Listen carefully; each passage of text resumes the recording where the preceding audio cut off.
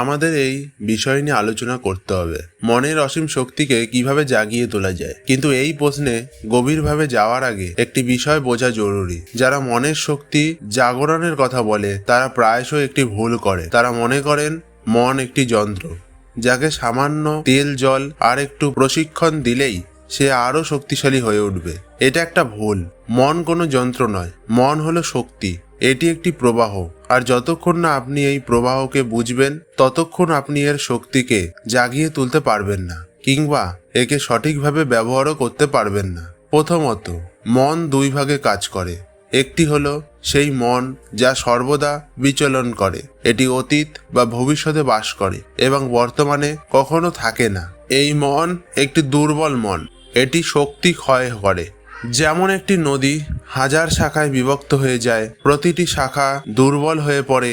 একইভাবে যখন মন হাজারো চিন্তায় বিভক্ত হয়ে যায় তখন এর শক্তি ক্ষয় হয়ে যায়। আপনি সারাদিন ধরে ভাবতে থাকেন, এটা হওয়া উচিত, ওটা হওয়া উচিত, আগামীকাল কি হবে, গতকাল কি হয়েছিল, আর এই সমস্ত বিভ্রান্তির মধ্যেই আপনার প্রকৃত শক্তি নষ্ট হয়ে যায়। দ্বিতীয় মনটি হলো একটি কেন্দ্রীভূত মন, একাগ্র মন। যে মন বর্তমানে বাস করে, এই মন নদীর মতো একই ধারায় প্রবাহিত হয়, আর যখন সমস্ত শক্তি একদিকে প্রবাহিত হয় তখন তা পাথরও ভেঙে ফেলে। এটাই অসীম শক্তি।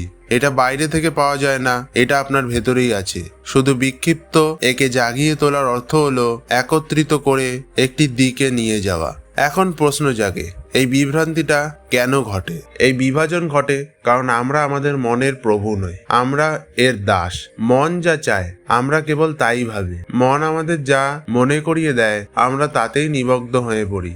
মন যে স্বপ্ন কল্পনা করে আমরা তাতে হারিয়ে যাই। আর এই পুরো প্রক্রিয়ায় আমরা উপলব্ধি করি না যে আমরা মন নই, আমরা মনের সাক্ষী। এই সেই বিন্দু যেখানে পুরো বিপ্লব শুরু হয়। থামুন এবং ভাবুন। যখন আপনি বলেন আমার মন, তখন আমার শব্দটি নির্দেশ করে যে আপনি মন থেকে আলাদা। ঠিক যেমন আপনি বলেন আমার বাড়ি, আপনি সেই বাড়ি নন। ঠিক যেমন আপনি বলেন আমার শরীর, আপনি সেই শরীর নন।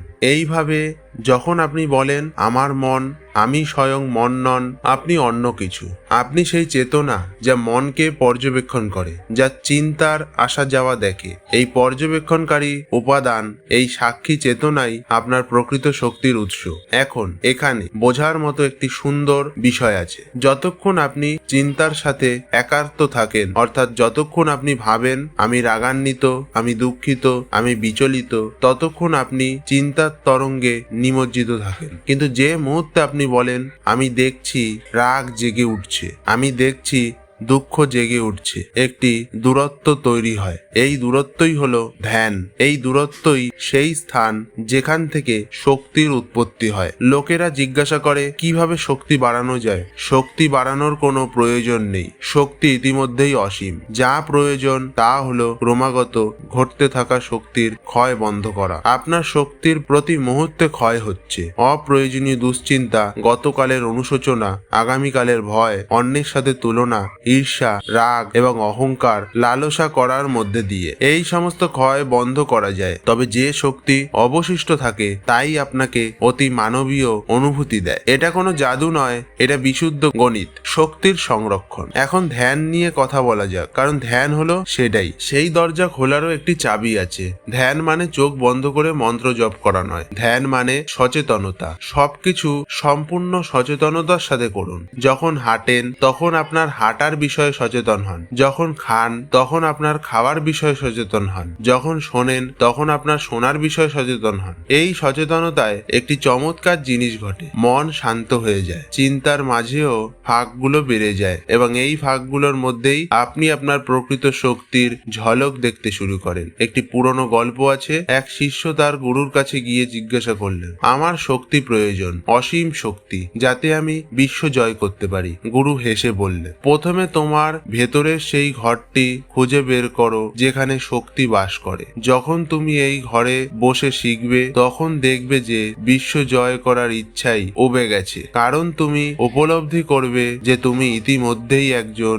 সম্রাট। এটি একটি অত্যন্ত গভীর গল্প। আমরা শক্তি খুঁজি কারণ আমরা নিজেদের দুর্বল মনে করি। আমরা অনুভব করি যে আমাদের কোনো কিছুর অভাব আছে। তাহলে বন্ধুরা, আজকে অসুর এই উপদেশ শুনে আপনাদের মনোভাব কেমন হলো অবশ্যই আমাদের কমেন্ট করে জানাবেন। পরবর্তী ভিডিওতে দেখা হবে। সবাই ভালো থাকুন। ধন্যবাদ।